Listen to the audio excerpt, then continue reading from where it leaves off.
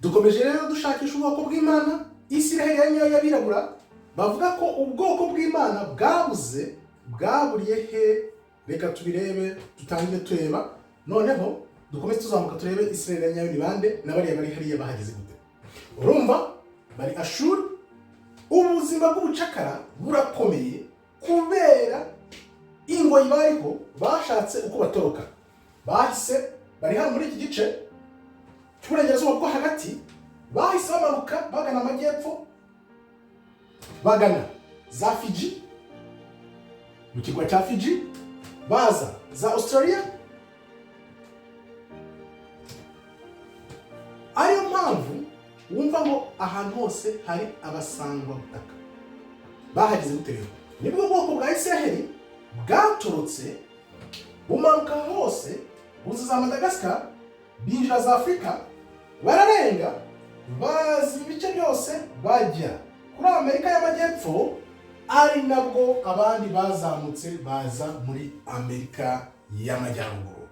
Nguko rero uko ubwoko bw'Imana bwavuye hano muri Israeli bujyanwa Ashuri, bumanuka ibice byose, baza za Fiji, Australia, Madagascar, za Afrika, za Brazil, muri Amerika y'Amajyepfo, kugeza bageze muri Amerika nk'uko tugiye kubireba.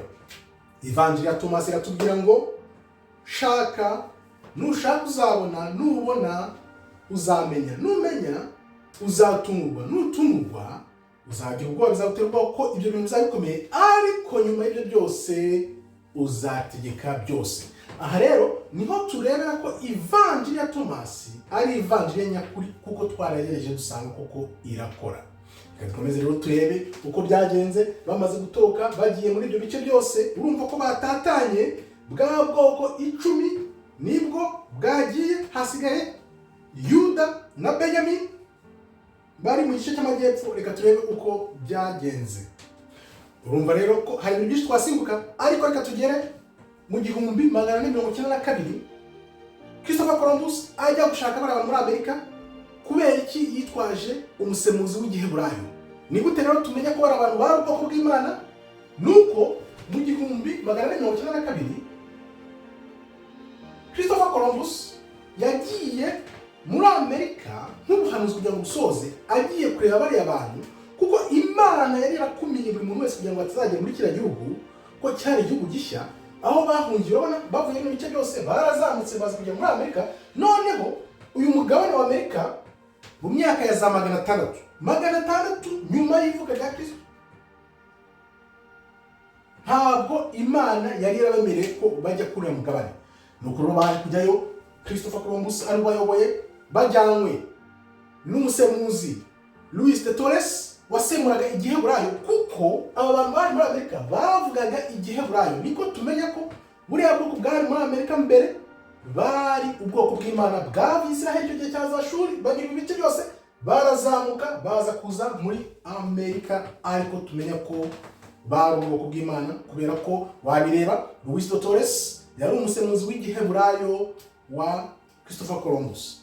Niba se bari bafite umusemuzi w'igiheburayo, kubera iki bamujyanye? Urumva bavuye mu Burayi baraje muri Amerika bitwaje umusemuzi w'igiheburayo. Kubera iki? Ibaze nawe wisubize. Kubera ko ubwoko bwari hano muri Amerika mbere bari bwa bwoko 10 bwatorotse, bavuga bwabuze buza muri Amerika. Turakomeza tureba rero uko byagenze. Bidateka rero Abayuda nabo bagomeye Uwiteka, Imana ibateza Babuloni, nayo irabarimbura. Ngo tujye kwisoma mu Bami ba kabiri 24 kuva kuri 1 kugeza kuri 4. Nebukadinezari atsinda i Yerusalemu ku ngoma ya Yehoyakimu. Nebukadinezari umwami Babuloni arabatera. Yehoyakimu amuyoboka imyaka 3 gusa, ariko iyo myaka ishize aramuhinduka, aramugomera. Ibi mbisoma byaransekeje cyane ukuntu yamwemereye gato, arangije aramwihinduka. Reka twumve uko byagenze. Maze Uwiteka amuteza ibitero by'Abakaldayi n'Abasiriya n'Abamowabu n'Abamoni, arabohereza bateza Ibuyuda ngo babarimbure. Nk'uko Uwiteka yarabivugiye mu bagaragu be b'abahanuzi, nuko yabateje ayo mashyanga yose kugira ngo abarimbure. Nukuri itegeko ry'Uwiteka niryo ryatumye ibyo biba ku Bayuda, kugira ngo abakure imbere ye kubera ibicumuro Manase yamucumuriye byose. Wibuke umwami Manase ari mu bantu Imana yavuze ko idashobora kubabarira kubera ibicumuro bye. Urebye Ahabu wenyine niwo mushije gucumura Imana. Ibicumuro yakoze n'ibihe rero Imana yakoze Isiraheli neza, amaze kuyikora neza. Noneho Manase aze ku buyobozi ahita agarura bya bigirwamana, agarutse ku buyobozi ahita azana ibigirwamana, aribyo byatumye Imana irakara, abantu bose bava ku Mana bajya ku bigirwamana. Wumve Ahabu na Jezebeli bari baravuyeho, ubwami burakomeza, haza abami bakoze ibyo Imana yashakaga, ariko Manase aje byose abisubiza inyuma, abihindura zero. Ariyo mpamvu Imana yavuze iti kubera ibyo umwami Manase yakoreye Isiraheli akagomera Imana, nta na rimwe nzamubabarira. Urumva ko byose byagiye bizamuka, ariko byatumye n'Abayuda bajyanwa bunyago. Abayuda bajyanwe bunyago i Babuloni hashize imyaka 135, bwa bwoko 10 bwarajyanwe Ashuri. Wumve bwa bwoko 10 buri kuzenguka hose. Noneho Abayuda nabo bajyanwe i Babuloni bunyago, Isiraheli ihinduka itongo gutyo. Nyuma yaho rero Abapersi na Media baje gutsinda Babuloni. Noneho umwami Cyrus asubirana Abayuda muri Isiraheli. Nuko Abayuda basubiye muri Isiraheli, ariko bwa bwoko 10 bwo buguma bwaratatanye, aribwo bwaje kubaza Amerika nk'uko dukomeza tubibona. Abayuda basubiye iwabo, ariko ubwoko 10 buguma bwarabuze. Ari niyo mpamvu mva abantu bavuga ngo ubwoko 10 bwarabuze. Bwaburiye kubera ko ntabwo bwatahukanwe ngo busubizwe muri Isiraheli kubera ibihano bikomeye Imana yabahaye, ahubwo Abayuda nibo basubiye muri Isiraheli kugira ngo bakomeze bubake rwa rusengero rwa kabiri nk'uko tuzabireba, ariko ubwoko 10 bwo bwari bwaratatanye. Ubwo rero Abayuda bamaze gusubira iwabo Yerusalemu, bagumyeyo kugeza muri 70 nyuma y'ivuka rya Kristo, ubwo basenywaga n'Abaroma burundu. Noneho baratatana, ariko baje kuza muri Afurika, bamanuka za Afurika icyo gihe, batura muri Afurika kugeza abazungu batangiye kubatwara mu bucakara za Amerika, aribwo babatwaye mu 1619, barabazamura babajyana za Amerika. Akaba ari uko Yuda yavuye muri Afurika ijyanwa muri Amerika, ariko barabanje guhunga bavuye iwabo kubera Abaroma babirayemo barabavuna, baza muri Afurika. Noneho nyuma Papa wari uriho atanga itegeko ry'uko batangira gukorerwa ubucakara.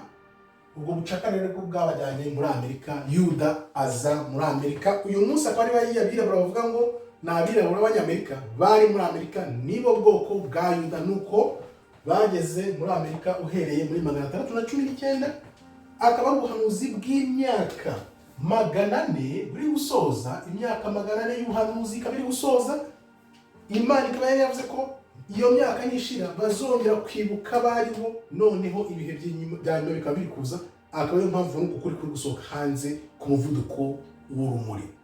Nuko rero ku 25 z'ukwa kane 1859, 25 z'ukwa kane 1859, nibwo abazungu bavuze bati kugira ngo abantu batazasobanukirwa ibyo twakoze, reka dufate Isiraheli tuyikate kuri Afurika, kuko ubundi Isiraheli yari muri Afurika. Wibuke Imana iha Isiraheli kiriya gihugu ni Kanani.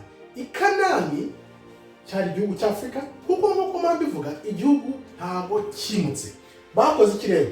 Bafashe Suez Canal, hano bacamo Suez Canal kugira ngo bafate Afurika n'akariya gace ka Isiraheli babitandukanye, kuko n'ubundi Isiraheli yahoze ari Afurika. Nk'uko ijambo ry'Imana rikubwira neza ko Imana yahaye Isiraheli Kanani. Ibyo tubizi, Kanani wirebye ni igihugu cya Hamu. Igihugu cya Hamu yari Afurika, kandi igihugu ntabwo kinutse. Urumva rero ko abazungu mu 1859 bakasemo iya Suez Canal. Ukibaza n'impamvu no mu mashuri twabyigaga cyane kugira ngo bitujye mu mitwe ntituzasobanukirwe impamvu iriya Suez Canal, uriya muyoboro wa Suez, impamvu bawushyize hariya byari kugira ngo baceho iSiraheli bayivane kuri Afurika. Wibuke ko bashatse kuvanaho na Egiputa na Misiri kugira nayo yitandukanye bituzamenya. Urumva Misiri, Egiputa ivuye kuri Afurika na Israel bikava bikajyana, ntawe ushobora gupfa gusobanukirwa aya mateka n'iri jambo n'uko kuri, kuko urumva ibintu byinshi byabereye mu Misiri na Israel. Urumva bifashwe bivanaho burundu, iyo baza kubishobora bakavanaho Misiri, Egiputa na Israel bikajyana bakabishyira aho hagati nk'uko babivuga, ntawari kumenya amateka, kuko Imana burya irakomeye, isigaho ibimenyetso. Yasize Egiputa, isiga Ethiopia nk'uko tujya kwibona, kugira ngo abantu bazamenye ko byagenze mu minsi ya nyuma, bongere bamenye amateka y'umwimerere. Ikimenyetso rero tukivana he? Tukivana muri Amos 9:7. Imana ibaza ubwoko bwayo bwa Isiraheli, mbese ntimumere nk'Abanyetiyopiya mw'Abisiraheli mwe? Ntimumereye nk'Abanyetiyopiya mw'Abisiraheli mwe? Iyo ni Imana iri kubaza ubwoko bwayo. Nuko Uwiteka abaza, mbese si njye wazamuye Isiraheli nkamukura muri Egiputa? Urumva Imana iragereranya Isiraheli na Ethiopia kubera ko basaga. Abafilisitiya nkabakuraho, si njye nabakuyeho. Imana nuko ibaza ubwoko bwayo bwa Isiraheli, irabagereranya na Ethiopia. Nukuvuga ngo hano naho uhita wumva ko ubwoko bw'Imana bwarabirabura, kuko wiruke umuhanuzi Yeremiya nawe baramutaye mu cyobo, yavanywemo na Ebedimeleki nawe wari mu Ethiopia. Mbisomye nabyo naratangaye, naribaje se kuba tubwira ko abantu bose ari abazungu. Nibwo bwa mbere nari ntangiye kumva ko abantu bo mu gitabo ijambo ry'Imana bose barabirabura. Narasomye ndasoma, none ngiye kumva numva ngo Yeremiya umuhanuzi w'Imana ukomeye yaguye mu cyobo, none haza kuvanwa mu Ethiopia Ebedimeleki.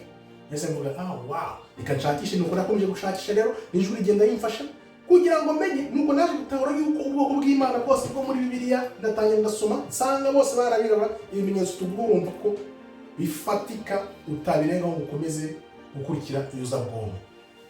Nuko nabivuze rero, Imana ikomeza ishyiraho ibimenyetso bugiye yashyizeho za Egiputa, ishyiraho za Ethiopia, ishyiraho za Efrat. Ibi ni ibimenyetso byose Imana yisiga kugira ngo bitazasibangana, abantu tujye tubigenderaho turebe ibyo bice, noneho tumenye ukuri. Urumva ko muntu yakoze uko ashoboye kose. Urumva igihe abantu bafite bagize kugira ngo basibe ibimenyetso byose, ariko biranga by'ubusa, ibimenyetso bigumaho. Misiri, Egiputa, Ethiopia, Efrat, amateka, none tukongeraho n'ijambo ry'Imana, byose byarabananiye kubivanaho. Ubu bikaba biri kubagaruka, ukuri kukaba kuri kuza hanze.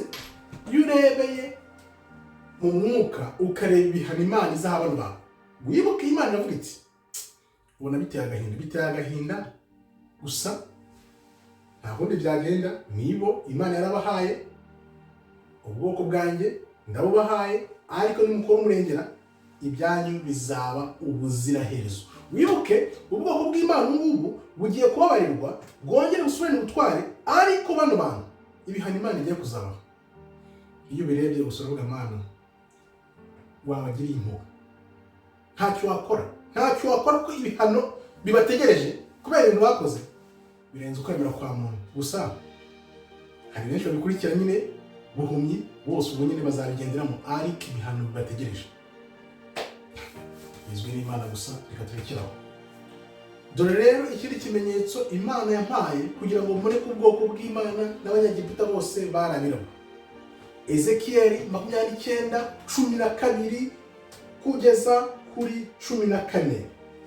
Maze igihugu cya Egiputa nzagihindura amatongo, nzagisenya ngihindura amatongo, ariko nyuma ubwo bwoko hashize imyaka 40 nzabugarura mbutuze mu majyepfo ya Egiputa, mu gihugu cyabo cya kavukire, nk'ubwami busuzuguritse.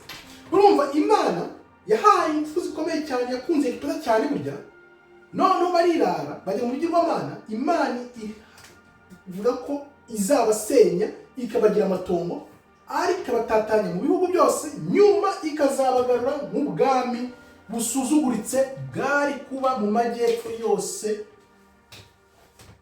ya Egiputa ubuziraherezo. Ngo nyuma kubisoma umutima wankozeho, ndavuga ariko wapfa kureba abantu baba mu majyepfo ya Egiputa, ko namwe numva abantu bavuga ngo Egiputa barabirabura. Aha ntibyaba ari ikimenyetso. Nshaka gukomeza umutima uranga uvuga uti bishake. Njyaho ndabishaka ndareba sanga ubwami buri hariya mu majyepfo ya Egiputa nk'uko Imana bivuze ari ubwami busuzuguritse bw'Abanubiya. Nahise ntangara ndavuga Mana urakomeye. Bisomye mu ijambo wavuze ko bazaba ubwami busuzuguritse ibihe byose, none dore niko babayeho. Byarantangaje cyane bitavuga ati Mana genda uri gutangaza urakomeye. Ntiwabirengaho rero uvuge ngo si ukuri, kandi Imana ikubwira byaranditse imyaka ibihumbi n'ibihumbi, uyu munsi bakaba bahatuye ariko bameze nk'uko byanditse. Ngaho nguko rero ubwoko bw'Imana bavuga bwabuze, aho bwaburiye nta handi, bwavuye hariya muri Ashuri baramanuka baza za Fiji, bageza Australia, baza Madagascar, binjira muri za Afrika, bakomeza muri Amerika y'Amajyepfo, bazamuka muri Amerika y'Amajyaruguru. Uyu munsi bakaba bari muri ibyo bice byose, akaba ariho Imana, ukuboko kw'Imana kuzabavana kukabasubiza mu gihugu cya iSiraheli. Kuko urumva ubwoko icumi bumaze kuvayo, Abayuda bamaze kuvayo, igihugu cyasigaye ari itongo, nta muntu urimo usibye abaje bajyayo nyuma baza kugifata. Ariko tuzareba n'ukuntu bariya bita iSiraheli bagiye mu 1948. Urumva ko ni nk'ejo. Nibuke ko abandi bavuye za Babylon na za Shuri batangiye kujyayo mu myaka ya za 700 mbere y'ivuka rya Kristo. Hano rero urabona ko bigaragara byanze bikunze ko ubwoko bw'Imana bwarabirabura. Imana igereranya ubwoko bw'Imana n'Abanyetiyopiya. Imana ikwereka abari batuye muri Egiputa muri Ezekiel, na n'uyu munsi Abanubiyani bakaba babyemeza. Tuzakomeza rero tureba ukuntu ubwoko bubayeho, n'ukuntu bariya bigize muri iSiraheli Imana izahabavana, n'ukuntu bahageze ariyo turi gusasira kugira ngo tuzarebe bariya bita ubwoko bwa iSiraheli ni bande, bavuye he, kandi bazahava gute. Murakoze rero, Imana ikomeze ibarinde. Shalom, shalom, shalom.